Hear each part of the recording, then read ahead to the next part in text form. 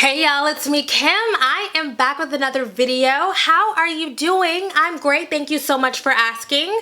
Obviously, we are here to talk about Solange's latest album, When I Get Home. Now look, if you've been following me for any amount of time, you know that I love Solange.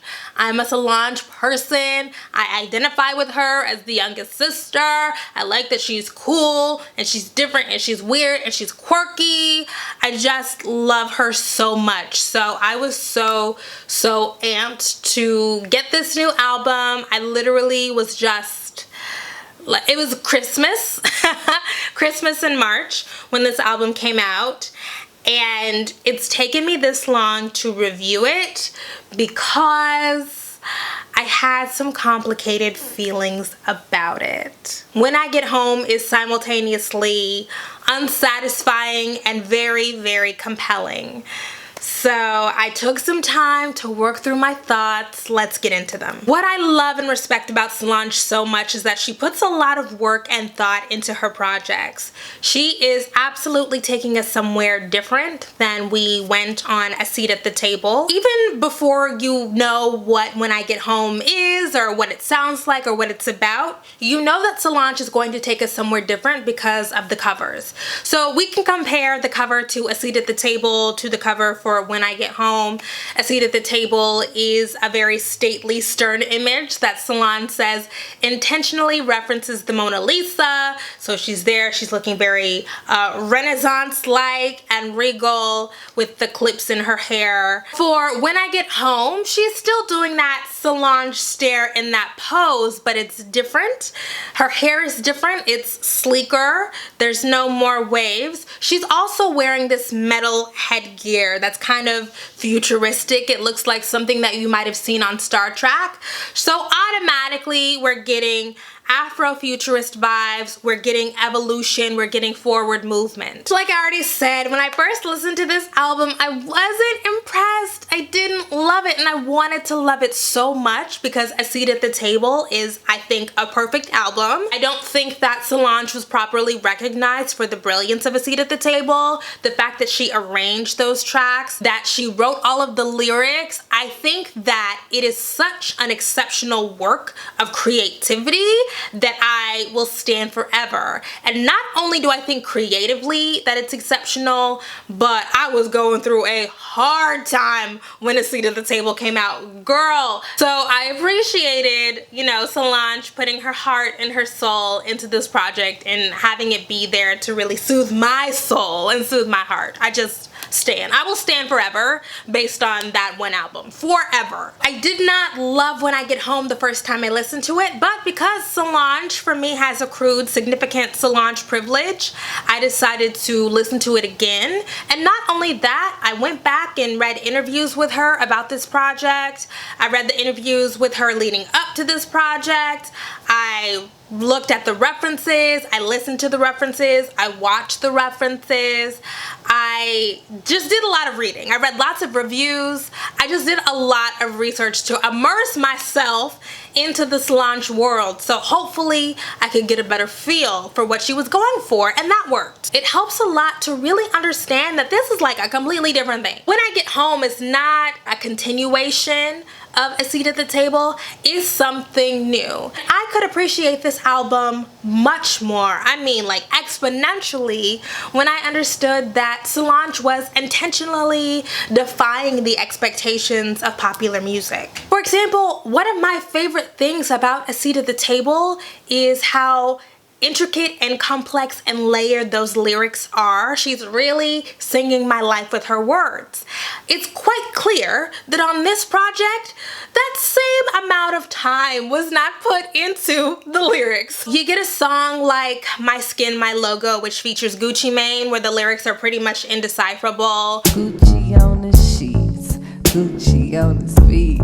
I didn't want a socker, she had Gucci on her cleats. Gucci like to shine, Gucci like to wave, Gucci like to come, now he go hard in the pain. Or you get a song like Benz where it's just like, you know, little light superficial chit chat. I just wanna wake up to the sun and Saint Laurent, $100,000 on the fronts.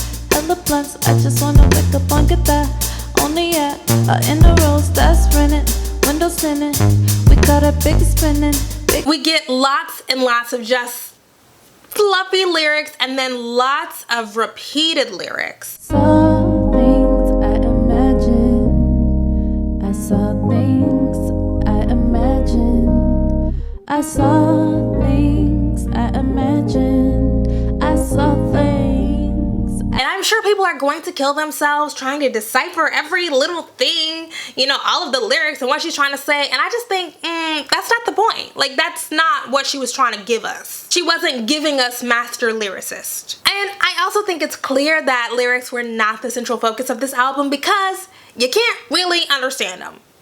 I had to spend a lot of time on Genius, a lot of time on Google trying to figure out what she was saying during 4/5 of this album. That's very D'Angelo of her, okay? Marble Mouth D'Angelo was obviously an inspiration for Solange. Everything on this album feels very loose. It feels ethereal. It feels celestial, like we're on another plane. And it also feels kind of unfinished. In an interview with ID magazine, Solange said that she recorded most of these tracks in one take. And I believe it. I believe it. There's no polish on this album. Very little. Polish comes from the production, not necessarily from Solange's side. And there's not a lot of emphasis on discrete ideas or storytelling per se. A Seat at the Table was very much about a specific thing. We don't get that here. There is no central idea that is holding this album together. We do get on this album repeated words and phrases that begin to feel like mantras, chants, incantations because they are repeated so often. In an interview with Earl Sweatshirt last year, and Earl Sweatshirt and Tyler the Creator produced a couple of tracks on this album, she talks about how she enjoys repetition and how repetition grounds her. And that makes sense for me, that we would have so many things and so many lines and ideas repeated over and over again in an album about trying to get home, right? Because it's even like in The Wizard of Oz, the way that Dorothy is always saying, there's no place like home, there's no place like home. It's like repeating ideas roots you in a place. So we get all these chants, these incantations, this repetition that grounds us in what Solange considers to be her home. And those chants are different from a traditional chorus or a traditional refrain. It feels different. It also feels, you know, you have to be in the right frame of mind, I think, to really enjoy somebody repeating the same words over and over again. So you really do have to be in chill mode because it is hypnotic, it is mesmerizing. But if you're looking for a song that has structure, that has a chorus, you are gonna be let down by a lot of what's on this album. At Home, everything is familiar, it's very vibey. It makes sense. It makes sense for what she was trying to do. Now, is it the most enjoyable for me as a listener? No. But I get it. I get the project. One thing I have to say, and one thing I notice over and over again on this album and on the last one, is Solange is so freaking musical. What you cannot say about those Knowles sisters is that they did not do their music theory lesson. There are such strange harmonies on this album, particularly on a song like Benz.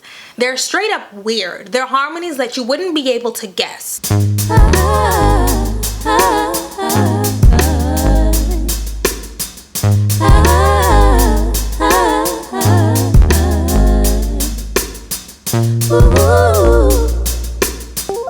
She does them and it almost feels effortless.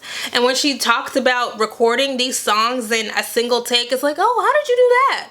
How'd you come up with those notes? I didn't find the album to be a 10 from beginning to end, but there are definitely bops. And one thing that I will give Solange, absolutely will give her, is we have all been listening to Pharrell beats for 20 years, 25 years. And last year we got Ariana Grande's Sweetener, and I I like Sweetener well enough. It had a couple of good songs, but one thing I didn't love about Sweetener is that those Pharrell songs sounded like Pharrell songs. They sounded like things that we've heard from Pharrell so many times before.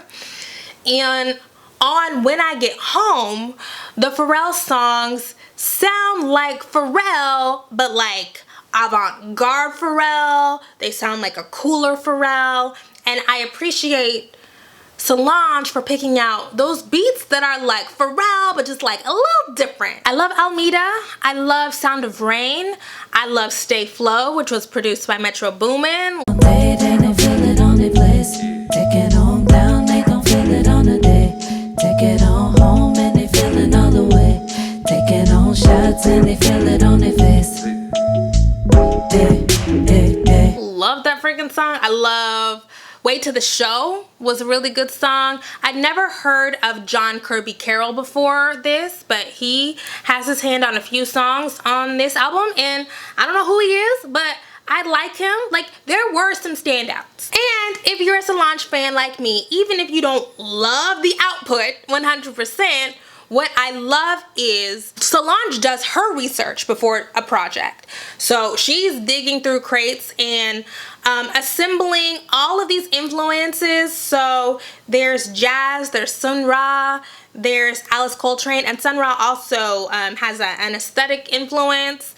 There's Stevie Wonder, there's Missy Elliott, there's Aaliyah. There's all of these things coming together for Solange, but it still feels like Solange, right? So we can hear all of those influences in this work, but it's so Solange, it's so her aesthetic, and it's that, to me, is a real testament to her vision as an artist. One thing that does take us from A Seat at the Table to When I Get Home is Solange is still very intentional about centering and celebrating the voices of Black women. So they show up primarily here in the interludes. So we get Debbie Allen and Felicia Rashad on South McGregor.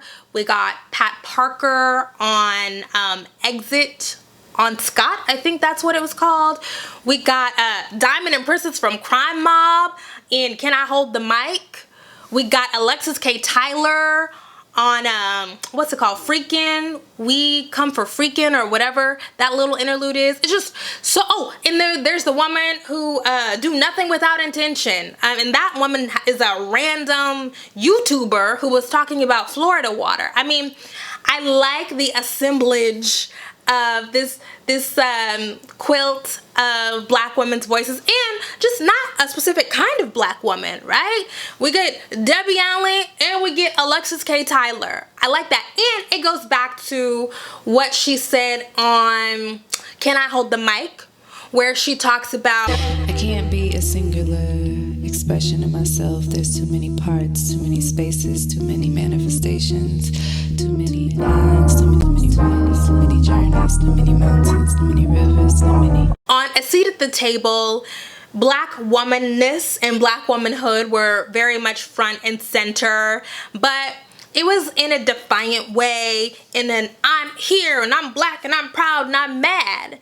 And on this album, the Black womanness is still there, it's still central, but it's just more like, we're here and we're just existing and we're being and we're floating through life because we are avant-garde angel weirdos. Celestial weirdos. Now, after listening to the album, I just kind of liked it. It was okay. I began to enjoy this album much, much more after repeated viewings of the visual album. After I watched it a couple of times, it's like, oh, Solange is an aesthetic genius. Like, this woman is there. Like, we're here, Solange is somewhere else. One reason why I loved the visuals so much is because I grew up in Texas and Oklahoma, still live there, as I've said before, don't plan on moving out of the South. But I love that Solange is so deeply committed to the Yeehaw agenda, because I can relate. When we are seeing in this film the black cowboys and the black rodeo and all of that stuff is like, that's not weird to me. I've seen black men riding horses down a street a few times in my life, and I appreciated a celebration of that. I like that she's just presenting these black men, predominantly black men, as committed and skilled. And also, if you're deep into your art history, you know that in the history of aesthetics, horses represent nobility, they represent chivalry, and so it is a way to celebrate black masculinity alongside the way that she celebrates black femininity and black womanhood. In an album where she's talking about home, she's celebrating her home. She called this a Texas film. So these black men riding horses, very much just a part of what happens in Texas. But though also there's the way that there's a connection to the earth there. Another thing I really appreciate is Solange loves the South. I think the way that I love the South. It's so important what Solange and Beyonce have done over the past few years in this beautiful, elevated, celebratory way, because so often in popular discussion of the South, it's like people forget that black people live in the South. And not only do black people live in the South, there is a beautiful long history of the Black South, but the majority of black people in the United States live in the South. So it's so strange to me the way that that gets consistently erased. I hear people, progressive people and black progressive people all the time talk about, oh, well, we need to secede and we need to leave the South behind and just let them suffer and let them languish. And I'm like, you're talking about the place where the majority of black people in this country live. You need to put some motherfucking respect on the South's name. And it feels to me like Solange feels the same way. My favorite visual on this album is Way to the Show, and it's not really a whole lot. I just like black women hanging out. I just like black women in their underwear, hanging out, vibing, posing. That's for me. That's what I like. If you watch this film, you'll notice that everything is in slow motion.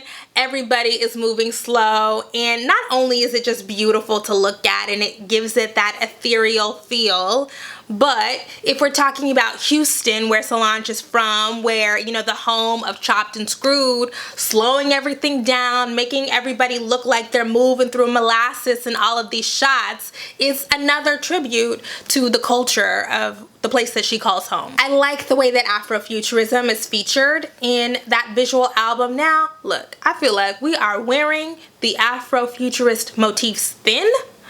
I feel like we see a lot of the same types of images recycled over and over and over again for the last 40 or 50 years. I still enjoyed the way that Solange used it. I loved Stay Flow. I really felt like with that woman, you know, dragging that old technology behind her, it really made me think of like black girls are from the future. You know, we're always 5 steps ahead and we gotta drag the rest of y'all behind us. Also, another thing about Stay Flow is where the woman is dragging that old technology behind her on that long road. The scale of these images is beautiful. I know that Solange is primarily responsible for directing this video, and with some help from Terrence Nance, according to a couple of sources, but the location scouting that went into filming this is just, you really get a feel for the vastness of the landscape, the vastness of Texas. But back to Stay Flow. So obviously we're hitting hard on those Afro-futurist motifs. It makes perfect sense. This black woman dragging that old technology behind her. It's another tribute to Houston. We know that famous line, Houston, we have a problem, is because one of the most famous space centers in the United States is in Houston, so we get a tribute there. It just works on multiple levels. And then in Stay Flow, continuing with that Afro-futurist theme, we get all these DeLoreans. Now, where in the hell do you find 15 DeLoreans? How did that happen? But anyways, what is so interesting in those visuals is how Solange manages to talk about the future but also reference the past. She's always balancing those two things, right? Because In this Afro-futurist motif, you have these DeLoreans that are cars that are at least 30 years old, 30, 35 years old, but in the movie Back to the Future, DeLoreans are how we get to the future, right? So we are looking back at old technology to take us to the future.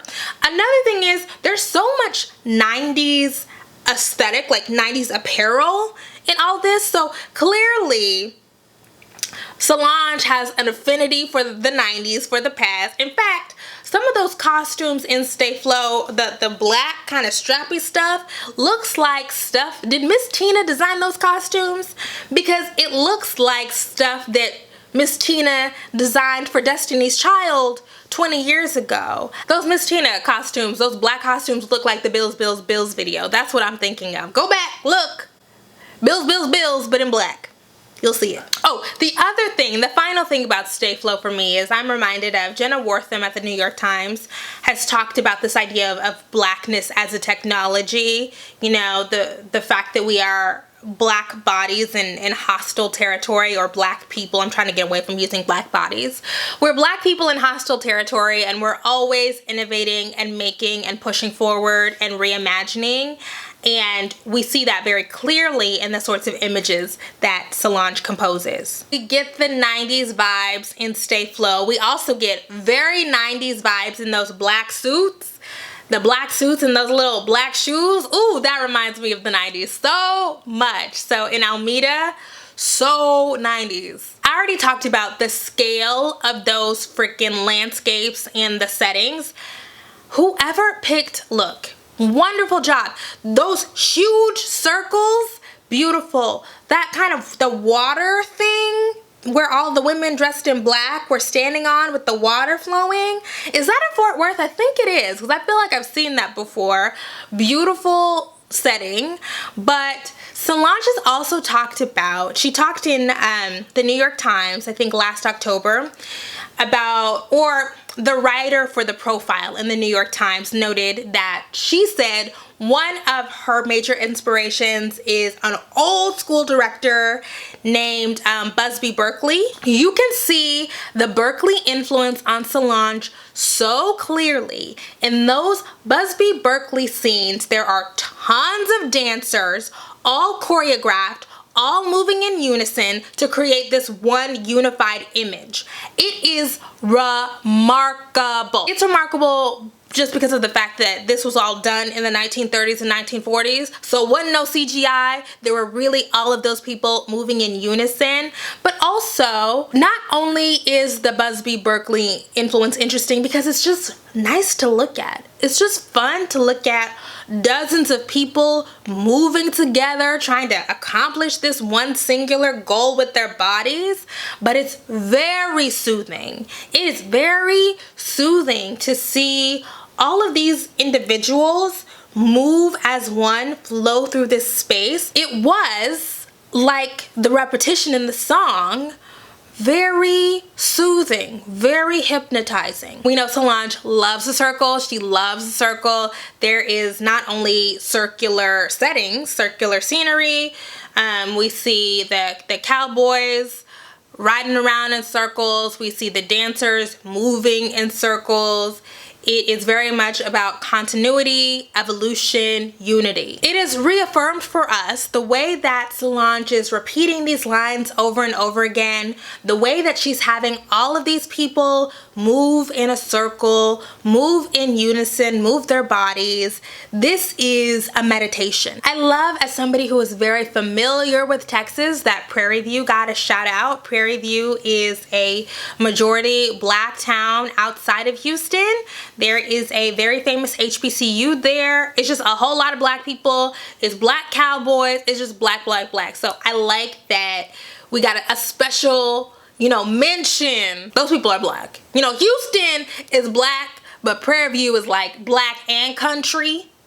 And it's like, it's a different level. Solange has said in interviews that she wanted to remove herself as a subject. And I think we see that. It's definitely not as personal or autobiographical as A Seat at the Table was. I mean, her literal parents were on A Seat at the Table. But we do still feel feel intimately connected to Solange throughout watching this film. And she even, in her yeehaw agenda and celebrating the cowboy hats and the boots and all that, she even kind of makes a nod to her sister and Destiny's Child. I mean, I am instantly reminded of the Bugaboo video where they all just look country, and Beyonce is wearing that cowboy hat. It's just there's a real connection. I also loved Benz. I just like seeing people hang out, and Solange just seemed so fun and free in the fluid movements, and she was, you know, just practicing her dancing and all of that. Who hasn't?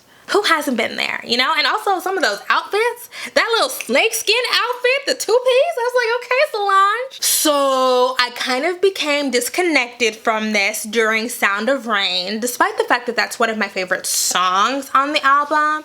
The video part was a little weird for me. It was a little avant-garde for my taste. It was animated by Jacoby Satterwhite, and he talked about Afro-futurism, again, being about escaping the real oppression that we face here, right? So like, we are removing ourselves from this planet and going somewhere else where we can be free from oppression and just can have fun and live our lives. And so that is the Afrofuturist aesthetic that we see there. You know, it wasn't for me. I love Trina. I like to see Trina. I love to see a Trina cameo. So some of the most gorgeous images in that whole film are where Solange is draped in like a little crystal two-piece, and she's dancing in front of a man dressed in head to toe from crystals.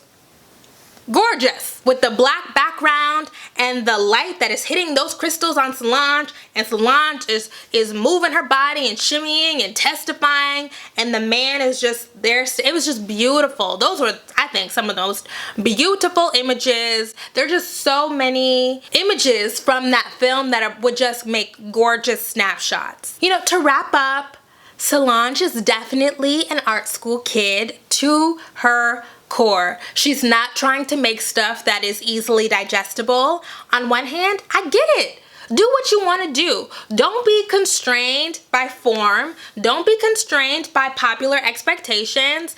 Get it out. Because we see so few examples, particularly in the mainstream, particularly with a platform as big as Solange, of Black women who are just out here expressing themselves any way they see fit. I like it. I saw a little speech she gave where she talked about, we need more avant-garde, weirdo Black girls. I'm with it.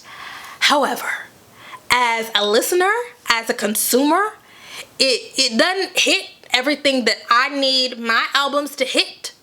So that's why for me, as an album, didn't quite hit the note. Wasn't such a good time, right? Didn't check off all the boxes that I needed. But as an art project, as an experience, when you take into account that visual album that I thought was really quite good, I get it, right? I get it. I get what she was going for. I think that she achieved it. It just, you know, am I gonna be throwing on when I get home, when I get into the car, or if I'm out at the club, right?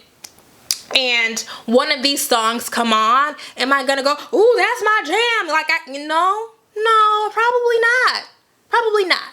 But that's not what this is for, I don't think. I love that Solange refuses to be boxed in, but I also have to say that I understood this album and connected to it after listening to the album multiple times, watching the visuals multiple times, reading Solange interviews, reading background, reading reviews. And I listened to the songs so many times that I really began to like them. I don't know if it's a great thing that I had to convince myself to like this stuff, you know? So I understand that you're not gonna like everything the first go round. You have to listen to things once or twice or whatever in order to get the full grasp. But I felt that when it came to this album, I mean, I had to work very hard to like it. And then finally I did, and I like it now. But should you have to listen to something 10 times to like it, to really enjoy it? I don't know. I don't know if that reflects poorly on the art. Or maybe it just reflects poorly on me. I don't know. But again, like I said earlier, Solange has Solange privilege. She's earned that in my eyes. So I've given her much more leeway than I would give pretty much anybody else. That is all I have to say about that. Thank you guys so much for watching. Up on Patreon, I made a companion video or a little bonus video where I talked about Terry Crews and his idea that boys have to have a father figure, that children have to have a father figure. And I have really complicated feelings about that, so I talked through it over there. Of course, that's patrons only. Sign up to get access to that exclusive content. Send me an email, leave a comment, find a way to private message me if you can figure out how to do that. Buy some merch, sign up for the email newsletter. I will see you guys next time. Bye.